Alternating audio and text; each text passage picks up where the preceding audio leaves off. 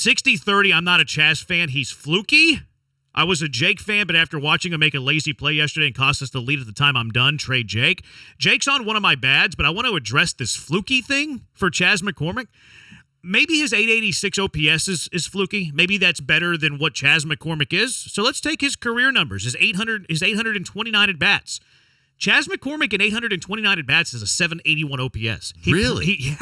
He plays that surprises me. He plays a good defensive center field. People would say that Jake plays a better center field than Chaz. I would mostly agree, although there's some flaws in Jake's game as well. I would say that Chaz plays a good defensive center field relative to Major League Baseball. A good defensive center fielder with a 781 OPS, career OPS, 886 OPS this year. If Chaz McCormick was a free agent at the end of the season, he's probably getting $25 million a year. I was gonna mention that because I was having a conversation with a buddy of mine in the gym this morning, and I said, here's the thing where if you're lucky you have Dana Brown. He's like, what do you mean? You haven't seen him do anything at the trade deadline yet? I said, it doesn't matter. If you don't have Dana Brown and you have Jim Crane and or Jeff Bagwell, Chaz McCormick is going to get locked up on a massive deal. Dubon's going to get locked up on a massive deal. And that surprises me because of the fact that, at least in the case of Chaz, it looks like over the course of his whole career, the numbers trend more towards he's going to give you at least a chance to earn your money back. What's interesting, my bad, go ahead. No, but I was going to say, like a Dubon, just be careful now because he's having this one good year. If you look at all of his numbers and what he's done to his whole career, Dubon's not a guy that's close to 300 hitter. Dubon, this is the first time we've ever seen all of this. And this was the massive misstep that started all the missteps this offseason before Dana Brown, because you saw a career year, the only time in his career he's done anything close to it in Montero, and you went nuts. And that's why you have to be thankful you have Dana Brown. Yeah, those guys were prisoner of the moment this offseason. No question. And I think they were also prisoner of the nostalgia, like Michael Brantley, like Jose Abreu. Like not only prisoner of the moment with Montero, but prisoner of the back of the baseball card with the guy who's coming off a labrum surgery and Jose Saturday Abreu. night, Lisa and I were watching the game, and I said, hey, babe, you really want Taylor? She wasn't a big fan of Taylor being a cheerleader.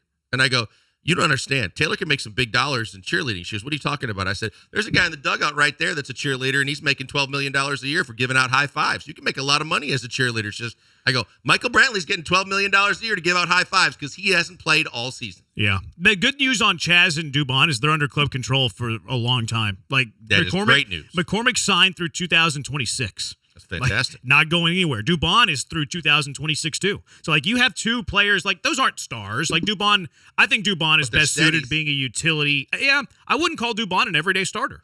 I think he's the perfect utility guy off the bench. He's a Ledmus Diaz, Marwin Gonzalez. He's going to start 110 games, but he's not an everyday starter. And on this team it's different because you have so much talent where he can normally play. But unless he proves this isn't a fluky one-year situation. Do it more than a year. Exactly. If he can continuously, piggyback on what he did this year and start doing it again next year, now you got a guy where, again, people are going to be clamoring, you got to play him every day. Well, there's good reason to. Not just because he's Justin Verlander's personal center fielder or he's versatile, but he can't hit the ball. Mm-hmm. If he proves while you have him under team control to be a consistent, this is where he's going to be going forward, now it may be a different story. What's kind of cool about McCormick, you could pencil, this goes back to what we were just saying, McCormick as like the center fielder of the future. If you have a dude that's flirting with an 800 OPS every single year, he's playing a good defensive outfield, that's your center fielder for the next 4 years. Like, I think that the Astros could pencil in, or permanent ink, Chaz McCormick is your center fielder through to the year 2026. Like, he's an everyday guy. We just made, we had a huge conversation. Everybody's telling you, Chaz McCormick's an everyday center fielder. Well, he's locked up through 26. Can we stop trying to upgrade in center field? Can we just announce Chaz McCormick is the center fielder through 2026? I think we can all agree to that. He's playing really well. He's been a good hitter his entire career, and he's turned into an above average and maybe good defensive center fielder, which was a question whenever he first came up. I think it's also one underrated thing because, like, Framber Valdez still has years of club control, was a guy that got here late. Jose Urquidy was a guy who got here, I'm talking age-wise. Chaz McCormick made his debut at the age of 25. JP France made his debut this year at the age of 28. What's kind of an underrated thing about that, like waiting for these players to make their major league debut, starting the clock, signing some of these international free agents older than what most people usually do. Like Framber was an older guy, Urquidy was an older guy. Wasn't Javier an older guy? I think Luis Garcia was an older guy as well. One of the hidden values of that, and then them being called up when they're 25, 26, 27, 28 years old, is that they're under club control from that range until about the age 31 to 34 range. Like, this is the perfect time to pay a player for the 6 years of club control is that window. You get them it's in the one prime, of the underrated things of prime signing of their career, players late. Where normally they're cashing in, and instead you're getting the return on investment because you've got them locked up at a time when they should be at their very best from an age perspective and ability perspective. It's a hidden, underrated thing, having like a lot of these players make, because JP France, if we think that JP France is the number 5 starter for the Houston Astros for the duration of club control, you have him signed from the age 28 to 34, and you never pay him big money. You just let him walk when he's 34 years old. Like, it wouldn't shock me if it's a trend that starts to happen in baseball. Like, these super prospects, obviously you can't wait on them, but like these fringe prospects that you know are going to be big leaguers, but you can wait 2 years on, it makes sense that you have them at that age as opposed to calling them up early and then having to get rid of them when they're 28 years old. Well, and now with the new rules where if a player comes up right away and they win like Rookie of the Year, you get draft compensation, and like the teams get rewarded to never be like the Astros were with George Springer again. Mm-hmm. These guys might come up faster, and as they're coming up faster, it's going to also stop some of those middle guys from reaching right away. It blocks a France. It just stops them. It blocks a Blanco. Like, if Christian Javier, doesn't come up when he does, and Luis Garcia, like maybe JP France, cracks the big leagues maybe a little bit earlier, or they're cracking at the same time. But now that you can bring these guys up and get rewarded for that instead of directly punished as a franchise, it's definitely gonna block those guys. The fringe guys it's gonna take a year or two longer. But isn't it if you get called up right away and you get Rookie of the Year, doesn't it also the player itself get money? You get money and less.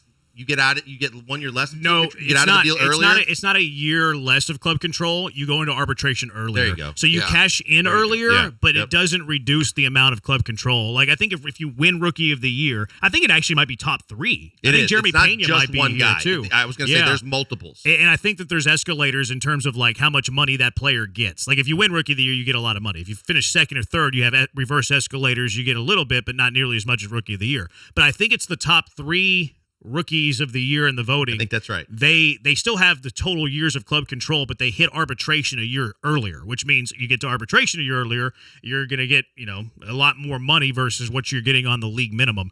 So there are rewards for the team because you can get draft picks. Like Seattle the other day when they had the rookie draft, they had back-to-back picks. They had back-to-back picks because they got rewarded for Julio Rodriguez winning the Rookie of the Year. So I like that the little rewards that they threw in for the CBA for team and for player. All right, to the texter's point, I wrote this yesterday when Jake Meyers had a terrible at-bat. I said, I'm done watching Meyers hit, and then the very next at-bat, he hits an opposite field dong. But then he goes back to the bad for throwing to second base and not the cutoff man for the go-ahead runner to score in the 7th. Bro, his arm and his IQ. That was a low S2E play. It was a stupid play. I mean, the word that you use there, I'm starting to formulate in my mind a lot more when I see him do anything on the baseball field. Like, I just wonder what's not going on in his head and what should be, because he just doesn't seem to be very dialed in. And then let's just talk about the arm alone.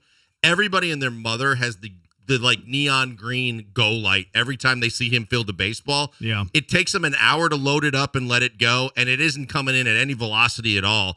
It's a wet noodle. I don't know how the injury screwed him up that much and if there's anything you can do about it, but it's embarrassing. The measures, the measurables on that, they actually say that Jake has a stronger arm than Chaz. Chaz doesn't have a good arm either. But what I hated about that play, because look, Jake Meyers having a bad arm is a sunk cost. We know that about Jake Meyers.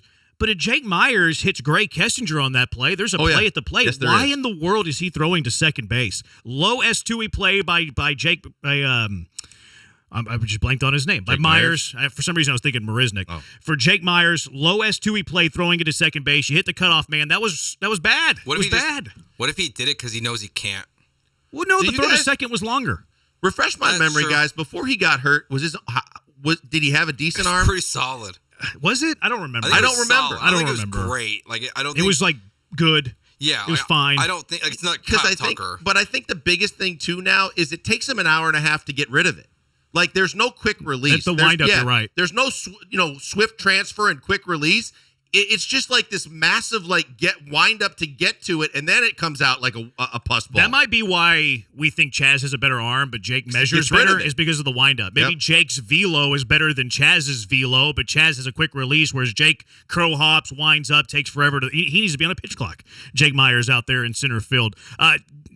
I honestly, even Jake Meyers with the home run, like I'm to the point where if Jake Meyers is still on this team post-trade deadline, he's a defensive substitute. Agreed. He's a spot starter. He should not be in this three-man rotation. King on Twitch said him for Stroman straight up. Well, if the Cubs take that, I'd do that in a heartbeat. They I'd wouldn't throw take a double A. I'd throw a prospect or two in there. You can have Jake Meyers, in my opinion. I have no problem to with Jake salvage traded. some of your assets in the farm system because to me he has no place on this team as a starter. He's blocked. Chaz McCormick is better than Jake Meyers. I think I'd rather see Corey Julks in left field than Jake Meyers in center field as well. So Meyers has been jumped by Chaz, which probably already was, maybe not by the Astros, but by fans and us. Now he's been passed by Corey Julks, which no one saw coming. So now that he's blocked by Chaz, he's been passed by Corey Julks, Meyers needs to either be a defensive replacement or absolutely trade bet ahead of the deadline. Now, I don't think he has tremendous value. Like, he's not going to get you Stroman. You're going to have to throw in prospects like you mentioned. I think that he's the guy that Dana Brown keeps referencing in all these interviews about a major leaguer for a major leaguer. Yeah. And he solves your bullpen problem, that your guys are gassed, that he gets you Maton. Like he is a better Maelstrom. It'd be great if he was Harrison Bader last year. Now, the Cardinals aren't interested in outfielders because they have a logjam in outfielders. But if you could get the equivalent of Jordan Montgomery for Jake Meyers, that would be a home run. Pardon the pun. No question. That'd be a huge hit. Because, I mean, he is expendable. This is how you got Dubon. This is when you know that there's such a logjam, as you put it, of all the players in front of a guy. Like Breggy's best friend from LSU, the catcher. They traded to the Giants for Dubon. It's Paperiski. And it turned out to be a win-win for both sides. And that's a great deal. You're looking at Corey Lee kind of the same way right now because Yiner has jumped Corey Lee. Yep. Yiner is the catcher now of the future that Corey Lee was supposed to be. So now earlier in the season when the Marlins were saying, hey, we're looking for a catcher of the future, I was like, bing, now Solaire's on the radar because now if you want to give us Solaire for a Corey Lee, now that's in a discussion you're willing to have that you wouldn't have been willing to have a year ago when Corey Lee was the heir apparent. Yeah, I think I would be shopping Corey Lee as well. Now, it would be a little bit more difficult for me to trade Corey Lee than Jake Meyers. Well, you got Corey Lee, you got to get someone that's under contract and under team control for a while. Yeah, like Corey Lee for a rental, it better be a really good rental. I just don't know if I could go for a rental. Who has more trade value? Not around the league, but for you. For you, if you're Dana Brown, you're the Astros. Who has more trade value for you? Jake Meyers or Corey Lee? Corey Lee's going to get you more, I think. See, I don't know. I don't know what the value around Major League Baseball would be, but for me personally, I'm holding Corey Lee in higher regard than Jake Meyers because I don't think Jake Meyers is more than a defensive substitute and a spot starter. Whereas Corey Lee, he's blocked with Yiner Diaz, but you also have to play a second catcher quite a bit in Major League Baseball. But also think about this. The teams you're trading with, normally it's either a team on the rebuild or a team that's like middle of the road to where a younger player like Corey Lee is very advantageous for them because that's what they're looking for, a team that you can build with. He can fit into your rebuild as opposed to, I think when you're trading a Jake Meyers, you're trading him to a team that has a lot of pieces that needs a starting caliber center fielder, much like, as Joe referenced, the Maton trade, where you're looking for a team that is looking for a steady, really good defensive center fielder because they got a lot of other pieces.